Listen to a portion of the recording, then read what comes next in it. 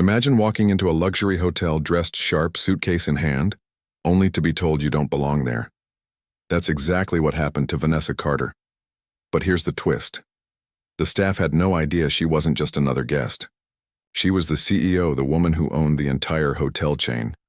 What happened next left the whole lobby in shock, and it's a moment they'll never forget. "You can't stay here. We don't rent rooms to your kind." The words cut sharper than glass, slicing through the calm atmosphere of the hotel lobby. Conversation stopped mid-sentence. The soft jazz music playing overhead seemed to fade into nothing. Guests sitting in the lounge with drinks in hand turned their heads, their eyes wide in disbelief.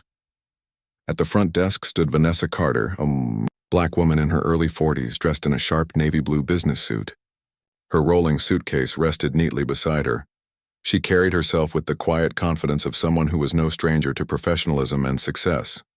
To anyone passing by, she looked like a business traveler about to check in for a conference or meeting. But appearances can be deceiving. Vanessa wasn't just another guest. She wasn't even just a successful professional. She was the owner of the very hotel she was being denied entry to. The young front desk clerk had no idea. He stood with a smirk of authority, as if he alone controlled who belonged and who didn't. With his arms crossed and his chin slightly raised, he delivered the false excuse as if it were law. "I'm sorry, ma'am. This hotel is full. You'll need to find somewhere else." Vanessa's expression didn't change. Her lips curved into the faintest smile, a smile that carried both patience and power. She had heard dismissals before. Excuses about being full, about reservations, about not fitting the profile of our typical guest. But this time was different. It wasn't the words themselves, but the way he said them. His voice carried arrogance. His eyes carried disdain. And his sneer carried the unmistakable message, "You don't belong here." Vanessa tilted her head slightly, her gaze steady. She didn't argue. She didn't raise her voice. Instead, she let the silence stretch, forcing the weight of his words to hang in the air. Around them, the other guests shifted uncomfortably, sensing what this really was. This wasn't about availability. This wasn't about rooms. This was about prejudice, raw and unfiltered. And while the clerk believed he had the upper hand, he had no idea who he was talking to. Because the woman he had just tried to dismiss didn't just own a reservation. She owned the building, the staff, and the entire hotel chain. And she was about to remind him of that fact in a way he'd never forget. Here's your expanded scene, in about 400 words, keeping it engaging and dramatic for YouTube storytelling. Vanessa didn't raise her voice, nor did she let the insult rattle her. Instead, she leaned casually against the counter, her calm composure slicing through the thick silence in the room. Her tone was controlled, deliberate, and sharp enough to make every word land. "Are you sure you're full?" she asked softly, her eyes fixed on the clerk's screen. "Because I can see plenty of room numbers right there." The clerk stiffened, caught off guard. His eyes darted to the monitor in front of him, where rows of unoccupied suites glowed clearly on the reservation system. For a split second, panic flickered across his face, but he quickly minimized the page and leaned forward with a defensive smirk. "Those are reserved," he snapped, "for important guests." Vanessa arched one perfectly shaped eyebrow. "Important guests?" Her voice carried the weight of authority, even though she hadn't revealed who she was. "And what makes me less important than the people you think deserve those rooms?" Her question wasn't just for him. It echoed through the lobby. People listening nearby shifted in their seats, uncomfortable at the open display of prejudice. A couple sipping cocktails in the lounge gasped audibly. A family standing with their luggage by the entrance looked at each other nervously, unsure whether to intervene or stay quiet. But the clerk didn't care who was watching. He leaned closer, lowering his voice, but not enough to hide the venom in his tone. "Look," he said, his lips curling in disdain. "I don't make the rules. Maybe try somewhere else. Somewhere more fitting for you." The words hung heavy in the air. Everyone within earshot understood exactly what he meant. The silence that followed wasn't just uncomfortable, it was suffocating. Guests avoided eye contact, their expressions a mix of shock and embarrassment, as though they couldn't believe what they had just witnessed. But while the room was frozen in tension, Vanessa remained unshaken. Her poise never cracked. She knew this was bigger than her. It was a moment that could either escalate into chaos or be handled with precise control. And Vanessa Carter always chose control. Without another word, she reached calmly into her handbag, pulled out her sleek black phone, and began to dial. Her voice remained steady as she lifted it to her ear, but her eyes never left the clerk's face. Everyone in the lobby could sense it. Whatever was about to happen next would change the entire atmosphere of that hotel. Here's the expanded version of your scene into 400 words, keeping the tension high and the storytelling YouTube-friendly. Hello, Charles. Yes, it's me, Vanessa said, her voice calm and steady, though her eyes never left the young clerk's face. The faintest smile tugged at her lips as she added, I'm standing in the lobby of the downtown hotel. Your staff just denied me a room. Yes, me, the CEO. The words dropped like a thunderclap. The clerk's smug grin drained instantly, replaced with a look of pure horror. His jaw slackened, his eyes widened, and his hands fidgeted nervously on the counter. The color in his face seemed to vanish as quickly as his arrogance had. Whispers rippled through the lobby like a wave. Guests leaned toward each other, murmuring. The CEO, one man muttered. Wait, did she just say she owns this place? Another gasped. Even those who had tried to ignore the earlier tension were now sitting up straighter, captivated by the drama unfolding before them. Within minutes, the heavy wooden door to the back office burst open.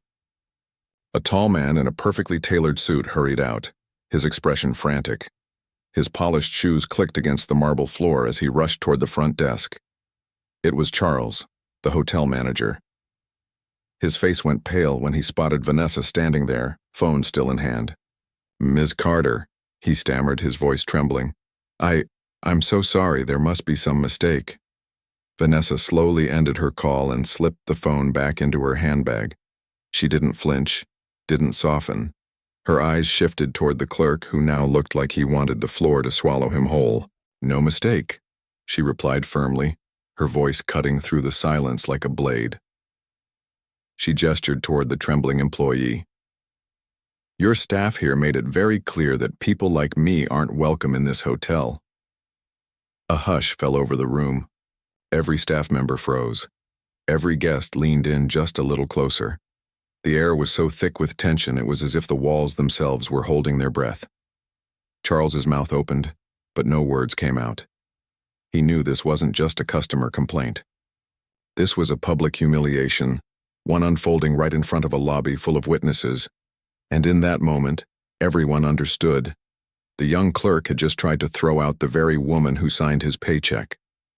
The manager fumbled over his words, his face slick with nervous sweat. Ms. Carter, please, I assure you this was a misunderstanding. But Vanessa raised her hand, silencing him instantly. Her presence commanded the room, and her voice was sharp yet steady. No excuses, Charles. This isn't just about me.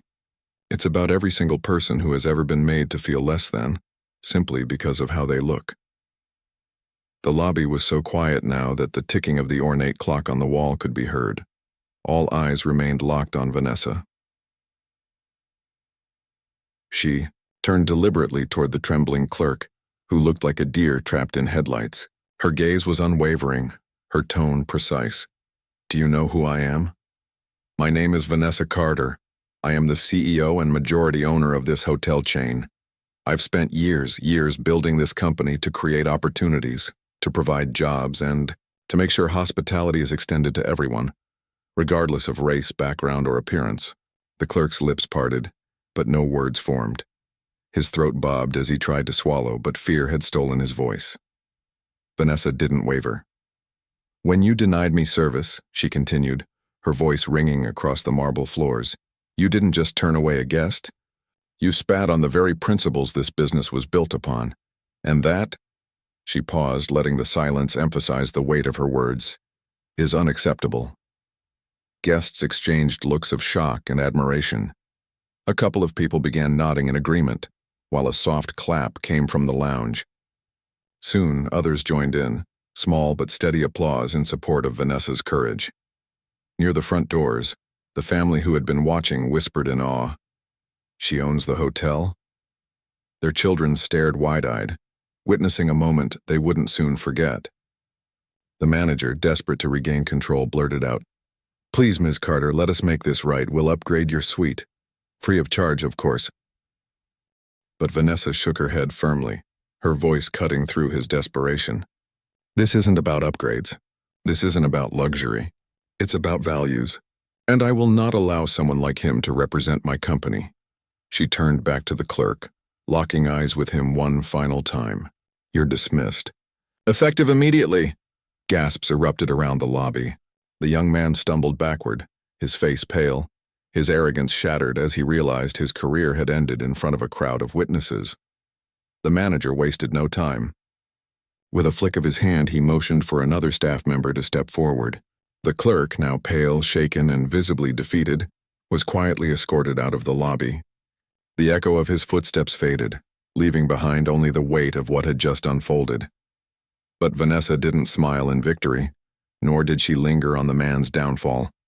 She had no interest in humiliation. What mattered to her was the message left behind. Turning slowly to face the room full of guests and staff, she spoke with a steady, deliberate voice.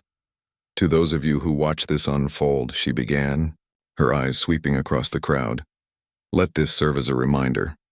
No matter who you are, where you come from, or what you look like, you belong here. My hotels are built on respect, dignity, and fairness. And if anyone ever tells you otherwise, know this. They do not represent me, nor do they represent this company." Her words rang with conviction. For a moment, the entire lobby seemed to breathe again. Heads nodded, eyes softened, and a ripple of applause broke out. It started small, one or two claps from the lounge, but quickly grew. Within seconds, the sound filled the space as guests stood, clapping with genuine admiration. The tension that had gripped the lobby earlier had vanished, replaced with something far more powerful: hope. As the applause faded, Vanessa returned her attention to the front desk. With quiet confidence, she picked up her suitcase and completed her check-in. The irony wasn't lost on anyone. She had just secured a room in the very hotel where moments before she'd been told she wasn't welcome. As she turned to head toward the elevators, the family who had been watching from the sidelines approached her. The father, a kind-faced man with tired eyes, spoke softly but with deep sincerity. "Thank you," he said. "You didn't just stand up for yourself, you stood up for all of us." Vanessa's expression softened into a warm smile. "That's the thing about respect," she replied gently. "It doesn't cost a dime, but it changes everything." With that, she wheeled her suitcase across the polished floor, her heels clicking confidently with each step. Guests parted to make way, their eyes following her in silent admiration. And long after she disappeared into the elevator, one thought remained etched in the minds of everyone present. The moment a CEO turned prejudice into a powerful lesson, one they would never forget. If you enjoyed this story, make sure to hit that like button and subscribe to the channel for more powerful and inspiring stories. Don't forget to turn on the notification bell so you never miss the next one. Thanks for watching, and I'll see you in the next story.